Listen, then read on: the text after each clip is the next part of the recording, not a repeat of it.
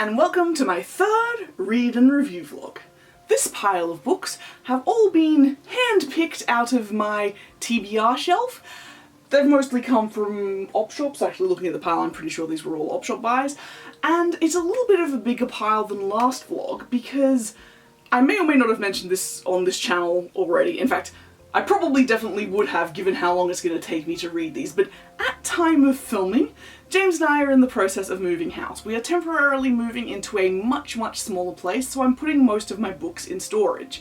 So I wanted to select out a good variety of new books to read. I am taking some, perennial favourites with me as well, so don't worry, I'm not going to be trapped without books. And of course, everything's going into storage. I can get them out of storage, but whatever. So I've got this time around a pile of 8 books. I will briefly introduce you to them all, and then I'll see you again when I've read the first one. So I accidentally fibbed to you guys. There's only 7 books in the pile, not 8. But what can I say? In high school, we had to do, you could do as many units as you wanted for the HSE, but only 10 of them counted. Guess what didn't count for me? Maths. First up in the pile, we have Crooked Pieces by Sara Grazebrook. It's like a historical fiction thing, which, broadly speaking, I generally enjoy, so looking forward to this one. Then I have Beneath the Dark Ice by Greig Beck. This was described as being like a Matthew Riley style adventure, and to be honest, I don't really read sort of those adventure thriller things much anymore, but I used to when I was a teenager and read a lot more and borrowed books from the library. Matthew Riley, Dan Brown, all that stuff, I did rather enjoy them. Never enough to buy them or like keep them, but I've always enjoyed reading a good thriller, so I'm actually looking forward to this. Then we have Boy Swallows Universe by Trent Dalton. Now, I feel like this one was popular for a while. I don't know, it sounds kind of weird and baffling and fun, and I'm keen for some literary fiction. It's not my thing most of the time, but it's good to spice things up and have a change. Next is Water for Elephants by Sara Gruen. This one, again, was popular. I mean, wasn't there a movie made out of this one? I'm not quite sure, but like, it's historical, it's circuses, what's not to theoretically enjoy. It's like a good recipe for a good book, and I'm pretty keen for this one. I actually picked this one up at the Reviver Recycling Centre that I mentioned in my Goldwyn travel vlog, so if you haven't seen that vlog, it was my very first travel vlog, up there. Next we have The World as a Clockface. You don't know how many tries it took me to not say a different word that starts in C and ends in "ok." Too many. Anyway, this is by Philomena van Rijswjk? Probably butchered that pronunciation, but yeah, whatever. This one, I don't know, just sounds interesting. I really have no idea what it's about, what genre necessarily. I think it's sort of like historical fantasy-ish. But it's an Australian author who I've never heard of, and I like, reading Aussies. I mean, not that it really matters, but anyway, whatever. Keen for this one. Next is Blossom and Shadows by Lian Hearn. Now, this is the person who wrote Across the Nightingale Floor, I'm pretty sure, and that's a book that I never read the whole series, but I sort of had a bit of a love-hate thing about that as a teenager, so I'm gonna be interested to see how this, which is presumably a later novel by the same author, actually pans out. Like, again, it's historical. I've got a lot of historical ones in this pile, actually, but yeah. Again, keen. I know I've been saying that about every book, but what can I say? I am keen for this pile of books. Lastly, The Looking Glass Wars by Frank Beddor. Now, this one's been sitting on my shelf for quite a while, and I am actually pretty sure I read it as a teenager because, look, I'm stereotypical. I have a thing for Alice in Wonderland stuff. Shoot me, basically. So yeah, I'm actually really keen to read this. I don't know why I didn't pick it off my shelf sooner. I think I thought it was like a sequel, but I'm pretty sure it's not, so yay! That's the pile. Nothing more to say at this stage other than wish me luck, and I will see you when I've read the first book. As is immediately obvious from my vastly different filming location, we have completed our move. I did sort of post an update video up there about it. I mean, obviously by the time this one gets posted and I've gotten through all the books, that'll be old news, but like at the time of filming, woohoo, in a new space. And part of the joy of being done with the move is I've actually had the time to sit down and read. So let's not talk any further, let's just get into it. The first of the new books that I read is Water for Elephants. Now this one, I can see why this was such a thing, because this was quite a thing when it came out. I found it really engaging, emotive, it was fascinating as well. The setting of the sort of 1930s, you know, train circus in the US, and given that the author did do a hell of a lot of actual research, I mean, obviously it's fiction, you always sensationalize things a bit for fiction, but it does feel real and grounded, and I find that absolutely fascinating. I think it was a really interesting choice of setting, and whilst the plot in some ways is quite straightforward, it's like people fall in love, but there's complications, but it ends up okay, like that's, you know, a very much a standard plot, but just, it was the sort of the setting and the vibes and the writing, it was a beautiful book. I really, really enjoyed it. I am so happy I read it. Yeah, like, honestly, you know what, I would give this one 5 stars. Honestly, I think it was a very, very good book that was well written, and it was an absolutely enjoyable read. Having said that, I don't think I'm going to hang on to it, because I can't see myself enjoying a second read through too much, but you know, there's nothing wrong with that. There's nothing wrong with there being books that you read once, love, and then don't want to touch again. And it's just, especially because we're in a smaller space now, I'm trying to be extra good about not hanging on to books where I'm not certain that I'll love another read. I mean, in the future, there's always libraries, there's always, you know, other second-hand bookshops, like where I got this from. It's not a big deal. And speaking of second-hand bookshops, something I found enjoyable with this is it had a parking ticket, like a pay station parking, not a fine, but the one that you get to park somewhere in it. So I was using that as a bookmark. I just find it quite fascinating, like what people leave in books. This also had like a little dedication in the front, like, you know, it was a gift from some kids to their grandfather, and I'm like, on the one hand that's really sweet, but on the other hand it ended up in a second bookshop, and that kind of makes me sad. But like, anyway, that's just what happens. I mean, grandpa to those kids, hey, if you enjoyed it and then decided no, you're not going to read it again, good on you. And good on you kids for giving your grandpa a book. I don't know what I'm saying. And since I filmed the intro, I have also read Blossoms and Shadows, or is it Blossoms and Shadows, by Lian Hearn.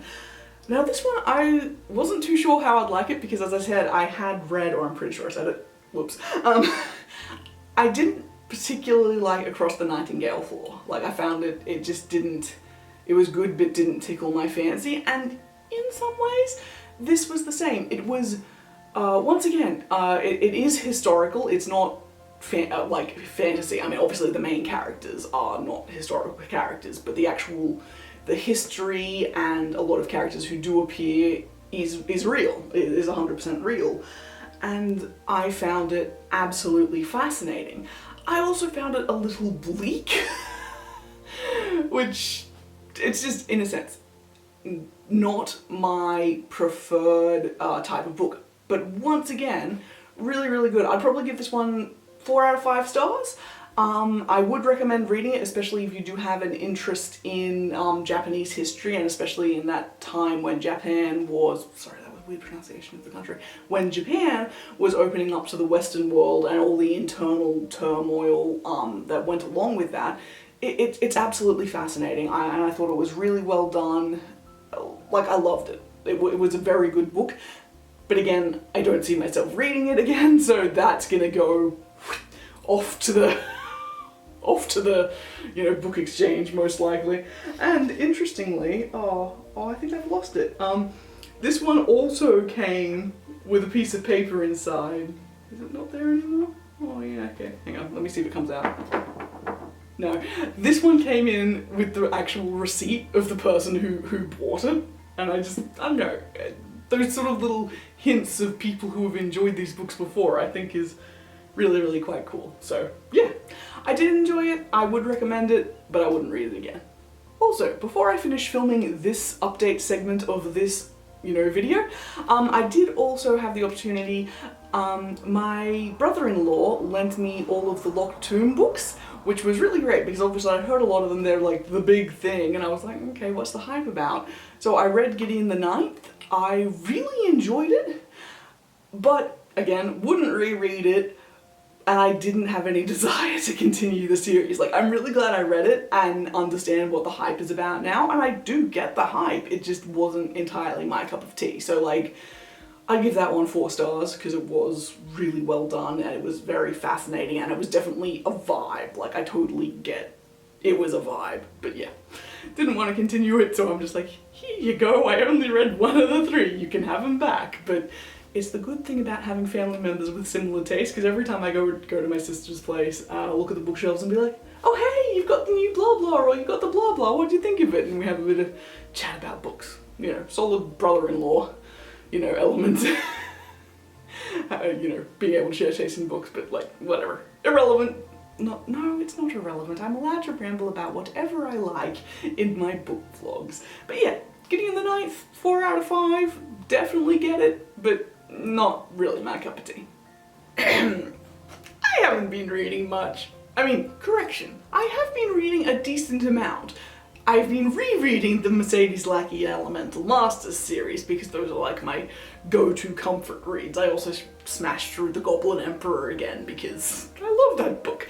But in terms of the books that, for the purposes of this video, I was reading, I have not made much progress. So today I'm just going to share with you 2 DNFs.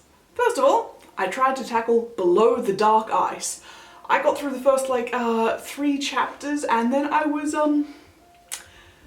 very thrown off by certain descriptions, such as one of the female main characters was described as being stereotypically Scottish, i.e. black-haired and blue-eyed, which I don't know if that's reality, but the stereotype of a Scottish person, at least where I'm from, is not that.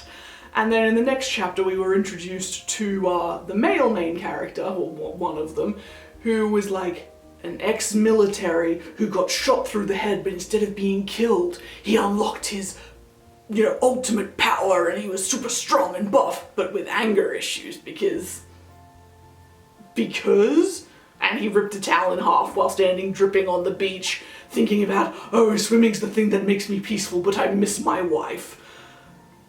It just kind of got to a point where I'm like, no, this is not ticking any boxes for me. I'm not going to spend any more time on this, which is kind of a pity. Also, it turns out I think I was a bit misled by it being described as Matthew Riley-esque. Either that or I don't remember Matthew Riley very well, because this was definitely more of like a creature horror than a thriller. Still thriller crossover, but yeah.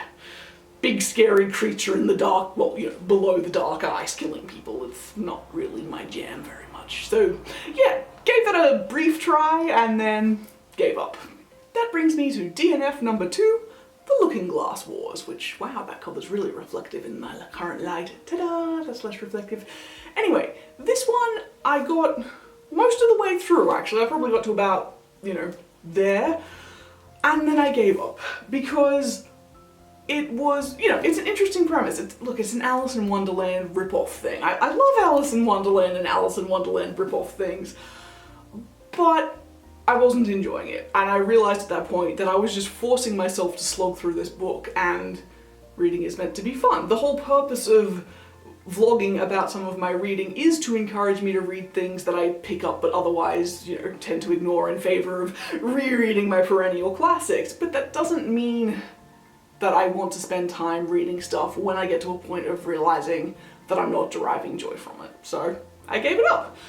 There's nothing wrong with this per se, it's just, it is a YA novel and it feels like one. There's not any further depth or world building or anything that I take from it as an adult that I particularly enjoy. Like, I'm pretty sure if I read this as a teenager, like, I sort of, like I say, I think I did read it as a teenager.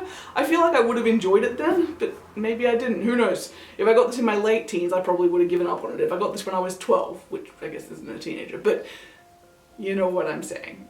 At the moment, I prefer a bit more depth, and so the very fast-paced storytelling, the fact that the world building was very, you know, there was a lot of stuff going on here, but it didn't feel real, I guess, and these days that's what I want in my fantasy. I don't just want a bunch of cool sounding things. I want to know, how does the society work? How does the economy work? Why is Wonderland like this? So yeah, just didn't really tick my boxes. Not a bad book, but didn't really do it for me.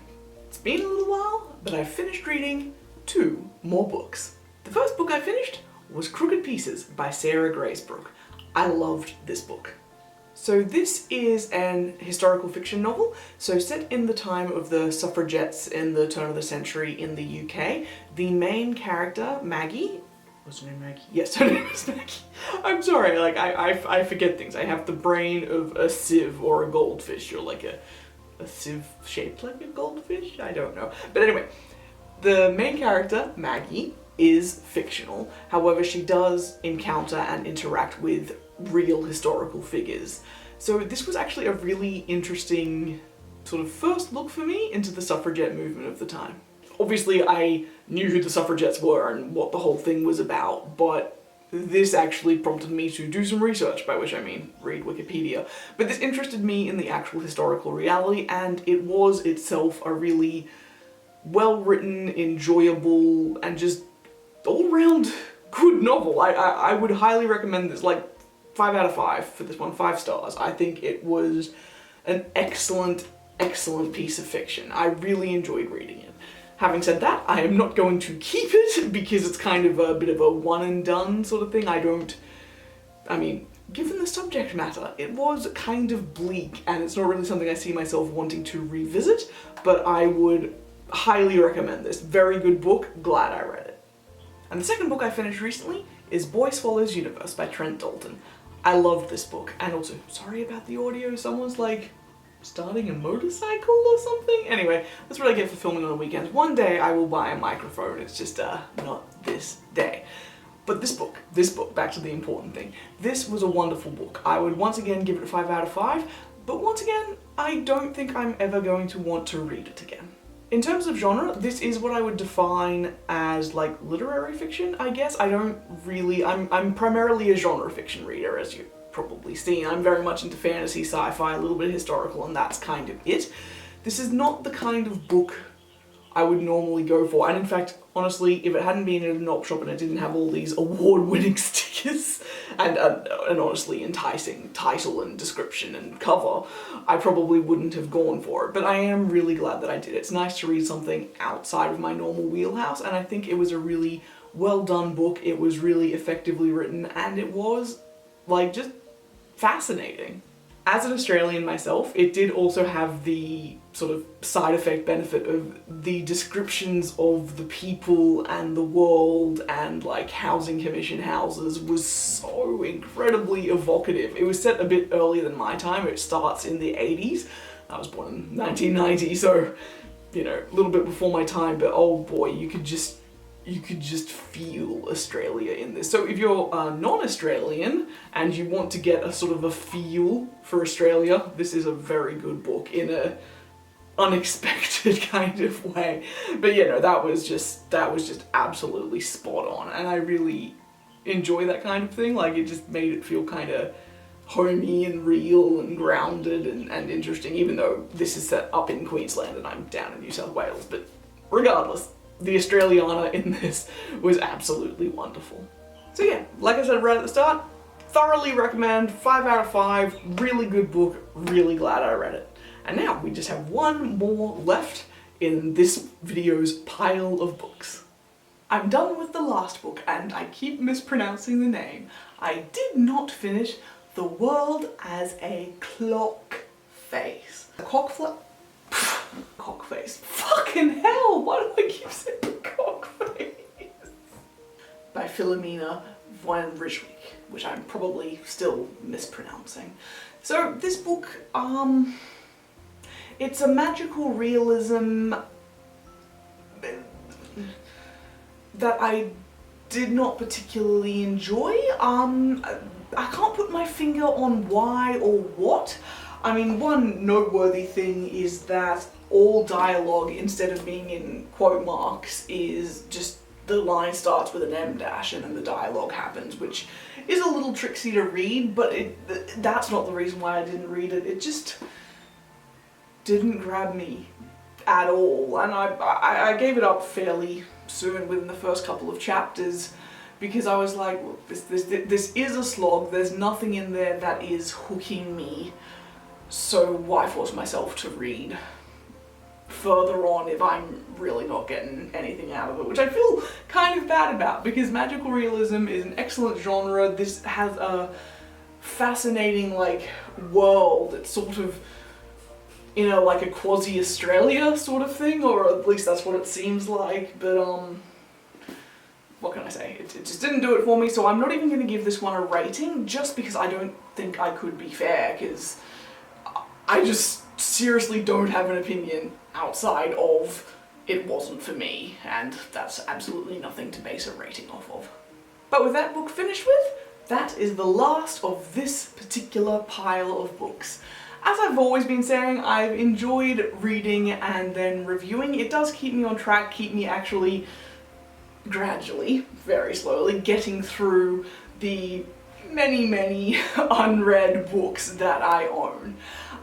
In good news, for reading at least, my day job is now back into a hybrid mode, work from home, work in the office, because our office had problems for the last year, so we're purely working from home, which does mean that 3 days a week, or thereabouts, I have an hour-long commute by train each way, which gives me a lot of time for reading, writing, sometimes napping and playing games on my phone, but most often reading and writing, so expect the next vlog in this series to take slightly less time to come out, but well, you never know.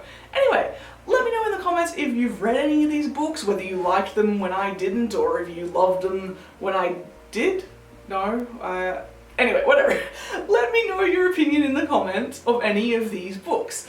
Let me know what books you think are really great and that I should read, because I am getting through my TBR pile, so it's time to start adding to it again.